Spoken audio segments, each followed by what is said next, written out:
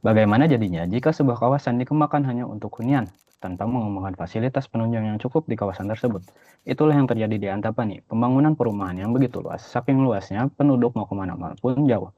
Halo, perkenalkan saya Ananda Zahid, izinkan saya menjelaskan konsep perancangan studio PA saya, yang terletak di Jalan Terusan Jakarta, Antapani Tengah, Kecamatan Antapani, Kota Bandung, Jawa Barat, yang dimiliki oleh PT PP. Kawasan ini memiliki ketentuan legal sebagai berikut, yaitu KDB 50, maksimal 55%, KLB maksimal 5,5, KDH 2, minimal 20%, KTB sama seperti KDB itu 55%, dan kawasan ini memiliki profil sebagai berikut. Kawasannya dikelilingi oleh permukiman, berada di sebelah terminal angkot Antapani dan dikelilingi jalan arteri dan lingkungan. Lalu Antapani sendiri memiliki demografi kepadatan penduduk yang tinggi, rasio jenis kelamin yang seimbang, angka ketergantungan rendah, dan distribusi umur didominasi oleh penduduk usia produktif. Dan memiliki karakteristik didominasi oleh permukiman, fasilitas komunalnya kurang, dan konektivitas transportasi umum yang lemah. Maka dari permasalahan-permasalahan tersebut saya bagi dua, yaitu yang pertama masalah kepadatan permukiman, di mana status Antapani sendiri sebagai permukiman yang luas mengakibatkan infrastruktur seperti pasar, mal, dan lain-lainnya jauh. Hasilnya lapangan kerja bagi penduduk juga ikut jauh. Hal ini mengharuskan warga untuk bepergian ke kota setiap harinya dan menghasilkan kemacetan. Ditambah lagi dengan pengembangan permukiman yang tidak dibarengi fasilitas yang memadai, mengakibatkan masalah kedua, yaitu krisis ruang terbuka dan fasilitas sosial. Hasilnya warga jadi tidak memiliki tempat untuk berkumpul dan bersosialisasi, menyebabkan hilangnya rasa kekeluargaan antar tetangga. Dan yang akan diakomodasi dalam perancangan ini yaitu ada 5, yaitu yang pertama Gen Z, lansia, keluarga muda, tenan, dan driver ojek online. Lalu untuk teori yang akan saya pakai di sini yaitu ada pertama nodes dari Kevin Lynch dalam bukunya The Image of the City, dan The Third Place oleh Ray Oldenburg dalam bukunya The Great Good Place. Karena dari permasalahan tersebut lahirlah konsep besar yaitu Antapalink Interconnected Connectivity Hub, yaitu tempat yang dapat membantu menjawab kebutuhan sehari-hari, juga berfungsi sebagai ruang komunitas, membuka lapangan kerja baru yang dekat, dan terintegrasi dengan sistem transportasi, yang ditopang oleh 3 pilar utama. Yang pertama itu si paling aktif, yaitu menyediakan ruang aktivitas 24 jam yang beragam, dan si paling transit, yang mengintegrasikan transportasi ke dalam bangunan, dan si paling kerja, yang membuka lapangan kerja baru yang dekat dengan permukiman. Nah, di sini ada konsep tapak. Yang pertama itu saya mau mengusung konsep tapak yang permeable untuk pejalan kaki dan mengimplementasikan node sebagai titik-titik orientasi. Berikut ada 6 titik akses. Yang pertama ada jalur masuk utama, lalu jalur masuk pedestrian dari arah timur, jalur masuk ke pertokoan dari arah permukiman. Yang ketiga, untuk kendaraan logistik dapat masuk langsung ke basement melalui arah terminal. Dan yang keempat, di bagian taman belakang ada drop-off khusus untuk penduduk sekitar. Berikut adalah masa dan zoning bangunan. Yang pertama, itu ada bentuk awal menyesuaikan batasan site dengan memperhatikan volume massa dan penempatan massa pada site. Lalu, massa diekstrusi untuk memisahkan antara fungsi tower dan podium dengan mengorientasikan barat timur untuk mengurangi paparan matahari. Yang ketiga, itu ada duplikasi dan subtraksi untuk menghasilkan tower kedua dan pusat aktivitas. Lalu yang ketiga, penambahan detail. Oke, untuk pembagian zoningnya sendiri, itu yang pertama ada hunian. Hunian saya bagi di bagian paling atas di kedua tower, lalu di bawahnya ada fasilitas komunitas, dan di bagian podium itu lebih ditujukan untuk komersial dengan aktivitas komunal berada di bagian atasnya sendiri. Lalu berikut adalah pembagian ruang vertikal yang lebih jelas.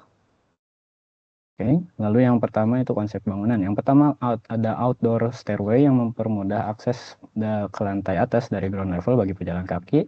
Lalu penghijauan dan pemasangan kanopi yang strategis untuk membuat outdoor space pada podium lebih nyaman untuk digunakan. Lalu saya juga menyediakan kebun untuk bercocok tanam bagi warga, khususnya lansia yang mencari kegiatan tambahan.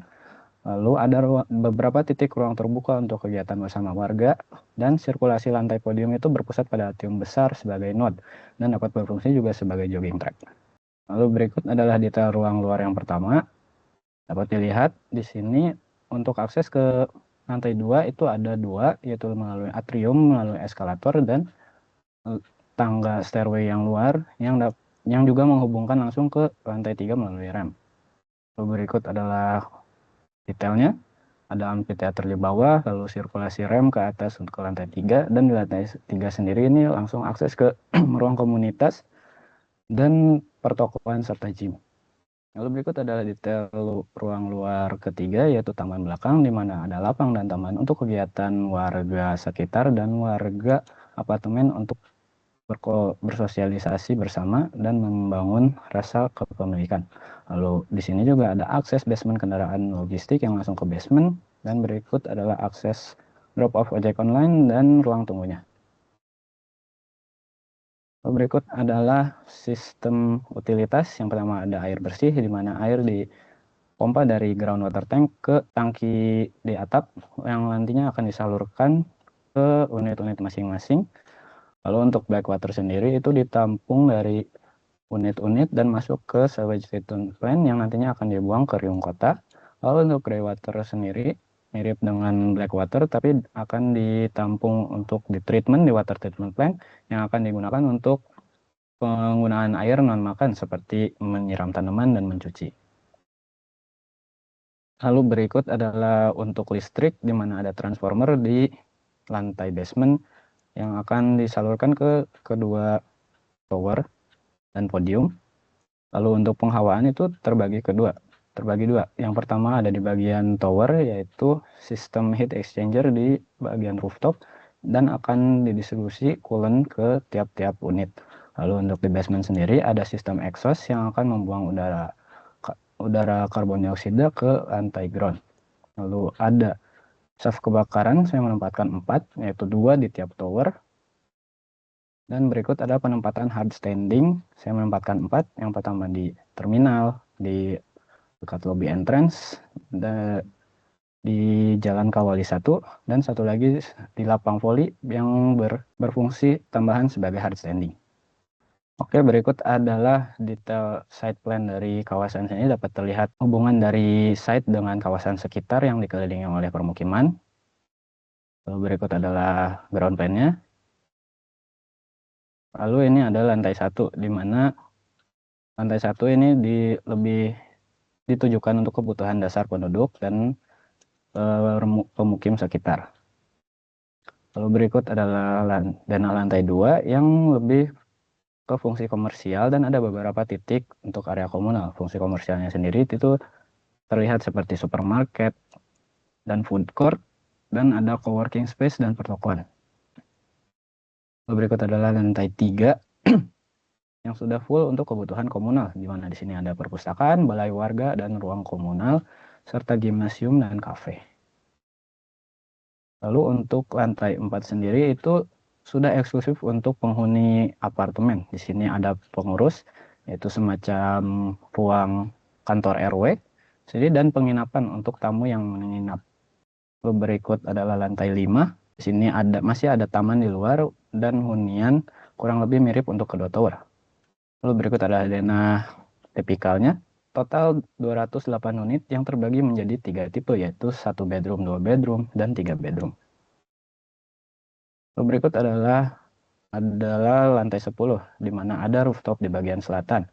Di sini rooftop dibagi ke dua bagian. Yang pertama ada utilitas dan ruang terbuka untuk warga. Sama seperti di lantai 10, untuk di tower utara sendiri ada rooftop di lantai 12. Berikut adalah basement lantai 1, di mana ada bagian logistik di bawah sini, dan entrance untuk kendaraan pribadi di atas. Di sini juga terdapat electrical room, blower, sewage treatment plant, dan water treatment plant. Berikut adalah denah basement lantai 2. Di sini ada groundwater tank yang ditempatkan di sini dan parkir mobil. Berikut adalah tampak. Dan berikut adalah potongan yang pertama yang memotong tengah bangunan. Lalu potongan kedua yang memotong tower bagian utara. Dan bagian ketiga yang memotong tower bagian selatan. Lalu berikut adalah render taman belakang yang memperlihatkan ada aktivitas warga seperti bermain voli, mengajak jalan peliharaan atau bercengkrama, dan ada drop off juga. Lalu berikut adalah bagian entrance utama dan atrium. Di sini ada orang drop off, dan bagian atrium sendiri bisa dijadikan tempat untuk event sementara seperti eksibisi dan lainnya.